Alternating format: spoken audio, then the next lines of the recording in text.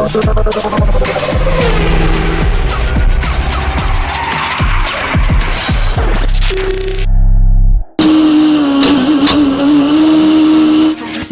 čia Greičio linija. Kviečiame trumpai apžvelgti praėjusio savaitgalio svarbiausius automobilių sporto įvykius.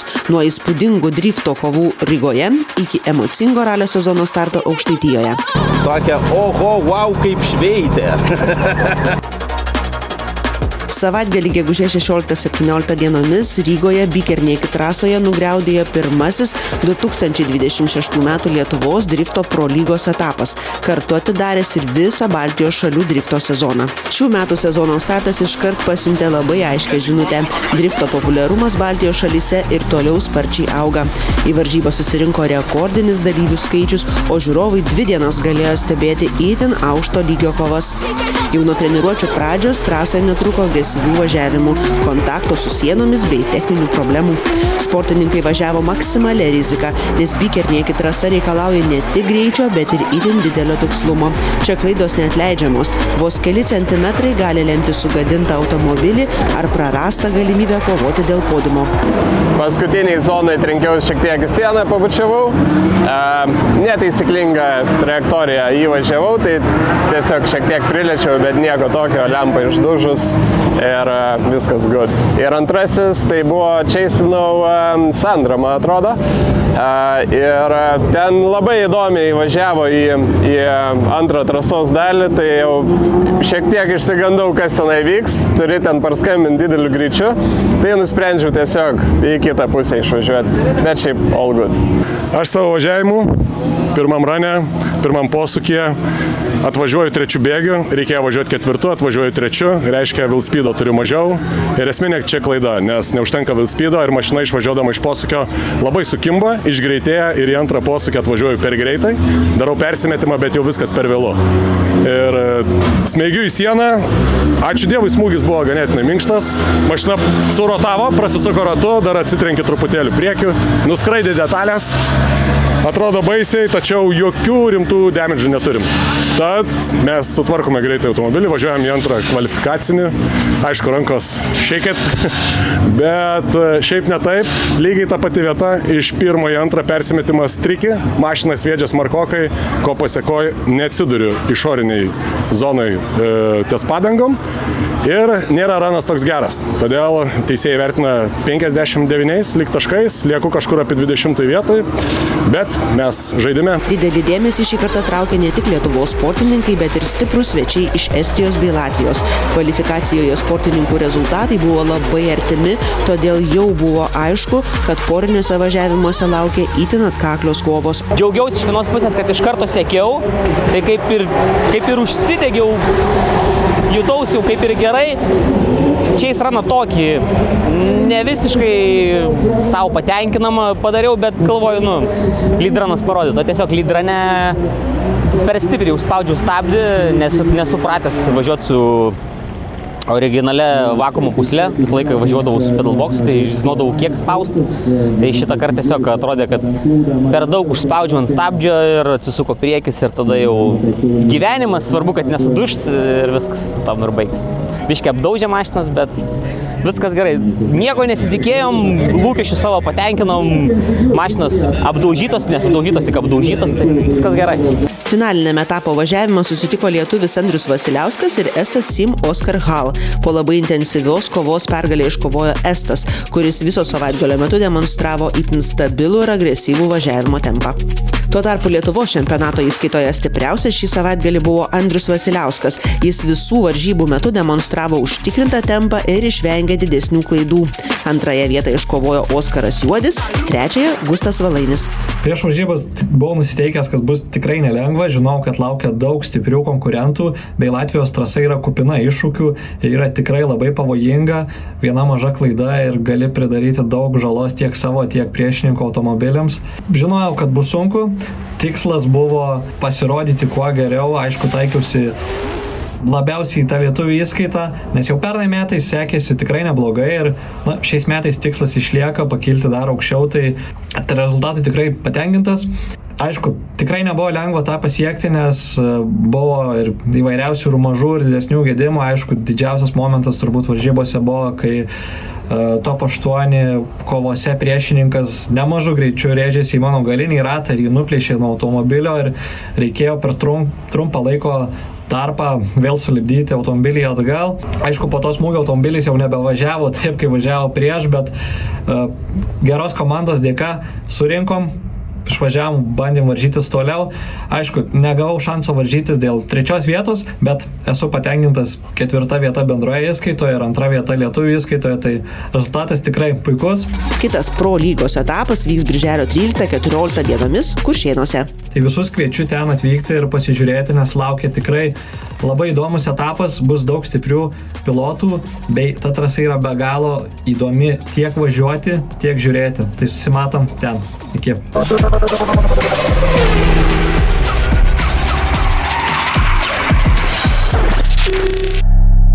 Praėjusį savaitgalį Zarasų apylinkėse vyko Rally Aukštaitija 2026, pirmasis Lietuvos automobilių ralio čempionato etapas, oficialiai atidaręs naują ralio sezoną Lietuvoje.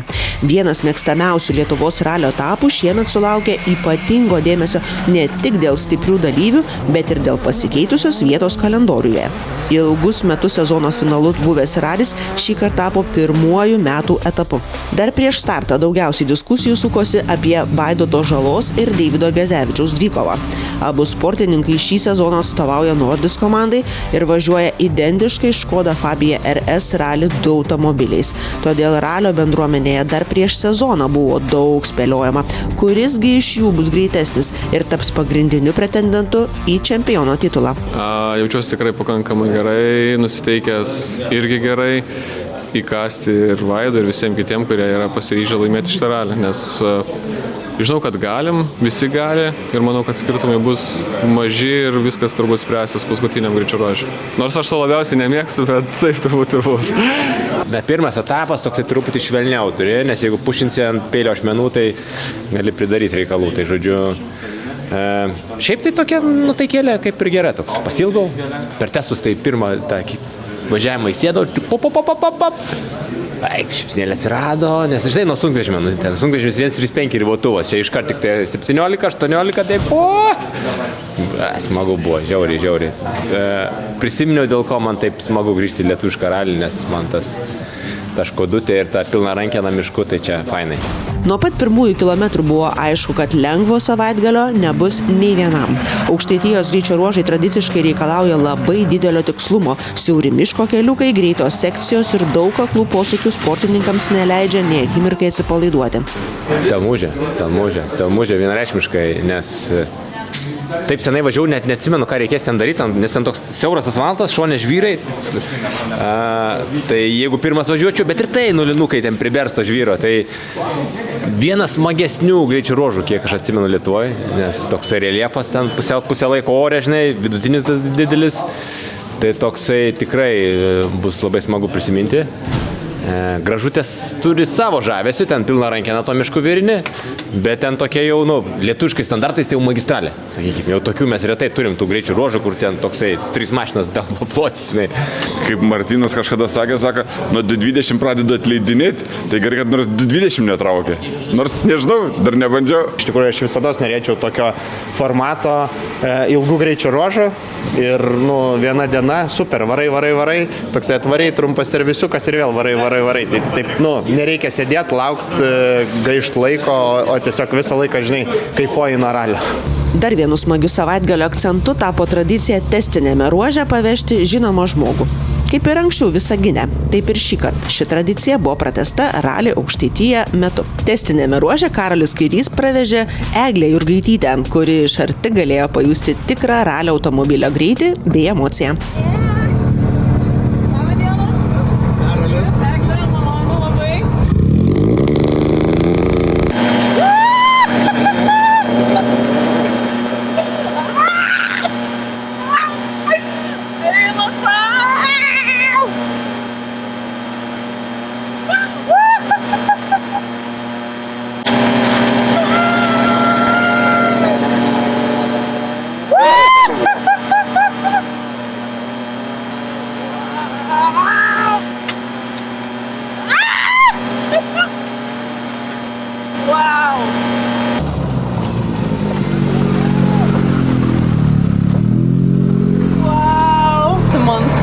patiko, aš noriu dar. Ir nebuvo nei vieno briedžio, aš tikrai bijojau briedžio, nes man dar vakar išmetė tą video.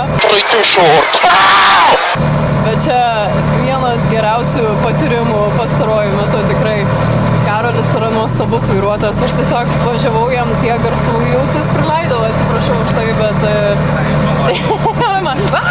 buvo labai daug tokių.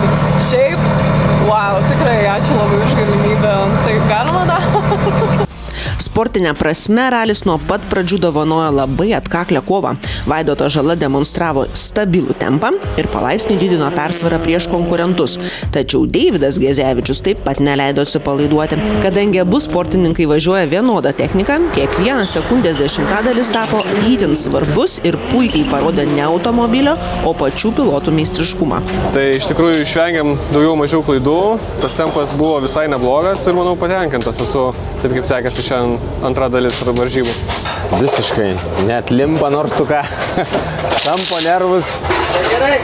Aišku, apsikeitėm klaidelėm smulkiom, iš pradžių jisai padarė, po to mes. Bet žodžiu, jau laukiu finišo, nes toks nervų karas. Tuo metu kova dėl likusių vietų vyko itin atkakliai. Sportininkams teko susidurti su techninėmis problemomis, klaidomis ir sudėtingais greitais ruožais, kurie ne vienam ekipažui kainavo brangias sekundės. Žiūrovams tai sukūrė tikrą klasikinio lietuviško ralio atmosferą. Daug dulkių, maksimalūs greičiai ir nuolatinė intriga iki paskutinių kilometrų. Kažkuo galim skūstis, bet kiek rizikuojam, tiek turim. Turim gerą aurą viduj. Pasikartojo Rokiškio situacija, pas mus vėl pasikalbėjimo įranga stringa, bet mums tai netrukdo. Traukė lūžo panašu. Buvo kreiva, dabar saugojau ir visiškai va taip vairas, tai tikiuosi davažiuosim tą pusę, reikia žiūrėti, kas čia yra. Uždarome rubriką Paverkime pilotai, nes kiekvienas pilotas šitame tech parke visada verkia, visada sako, kažkas negerai. Man net gėda sakyti, nes realiai mašinę nevalino ir antrą bėgį nusukom. Tai stengiuosi save užsikurti gerą nuotaiką, nes šiandien pasivažiavom, Senamėlinė Urdyje su Mantu Kutka, tai nežinau, kiek šiam sezonė pavyks mums suvažiuoti etapų, kaip pavyks, bet dėžė keliauja pas Samsoną, -2 bėgis ir ieškosime, nežinau, žiūrėsim mitkės, kažkas pabėgo, motorė nevažiuoja.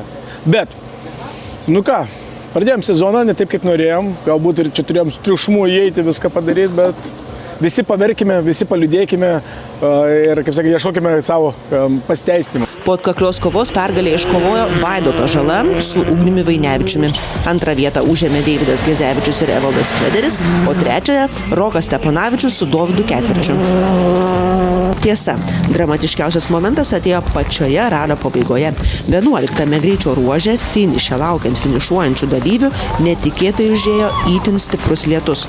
Vandens kiekis buvo toks didelis, kad neatlaikė net mūsų įranga. Tad šiame reportaže pateikėme jums tikrą ralio realybę, be pagražinimų, su visu tuo chaosu ir atmosfera, kurią kartais atneša automobilių sportas.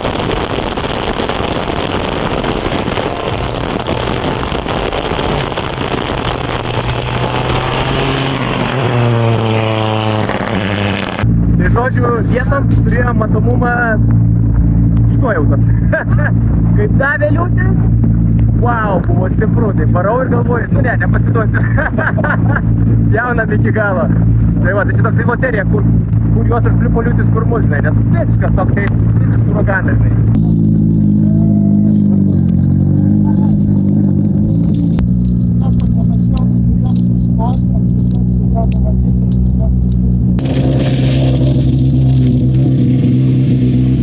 Didelio dėmesio sulaukė ir Vytautas Švedas.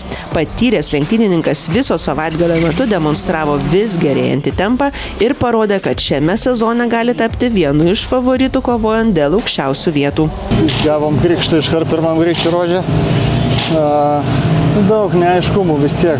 Neaišku, kaip važiuoti, kaip stabdyti, kiek stabdyti. Tai vienoje sankryžėlė per daug pastabdyta. Užgesintas motoras, nepalaikiau gazo ant gazo pedalo paspausti ir mašina užgeso. Mašina užgeso, liko trečiam bėgį. Trečiam bėgį nesugebėjau įjungti jo į pirmą, reikėjo šiek tiek pajudinti mašiną. Tai tam užtruko ten turbūt virš 20 sekundžių, 20-25. Tai tokia iš karto šaltas dušas. Bet, aš traktuoju šitą kaip mokymosi proceso dalį. Tai dabar vėl mokausi kiekvieną dalyką. Provėžoj nevažiavau dar iki šiol su šitu automobiliu, tai dabar jau provėžos pasirodė, kaip važiuoti irgi tokia spėjimo būdu, bet bandausi posūkį po posūkio. Kaip šoks, neaišku.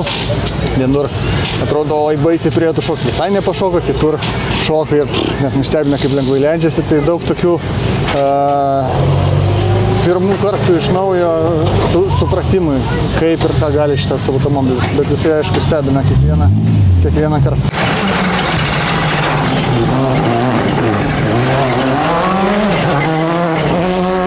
Kovoje dėl 80 000 eurų stipendijos Rally Trophy įskaitoje vienvaldystę demonstravo pernai antrą vietą užėmęs Irmantas Buivydas, Kelmiškis beveik 2,5 minutės aplenkė Eriką Valkerį, o trečias liko naujokas Majus Masonas. Po finišo daugelis dalyvių pripažino, kad Rally Aukštaitija išlieka viena mėgstamiausių Lietuvos ralio etapų. Sportininkai gyrė greičio ruožus, organizaciją bei atmosferą, o ne vienas teigė, kad šis ralis puikiai tinka sezono startui. Ilgus metus buvęs sezono finalu, šiemet jis tapo pirmuoju metų raliu ir panašu, kad formatas pasiteisino puikiai. Dabar Lietuvos ralio čempionato dalyvių laukia kitas etapas – ralis Žemaitijoje, kur sezonas tęsis dar didesniu tempu ir naujomis kovomis dėl čempionato taškų.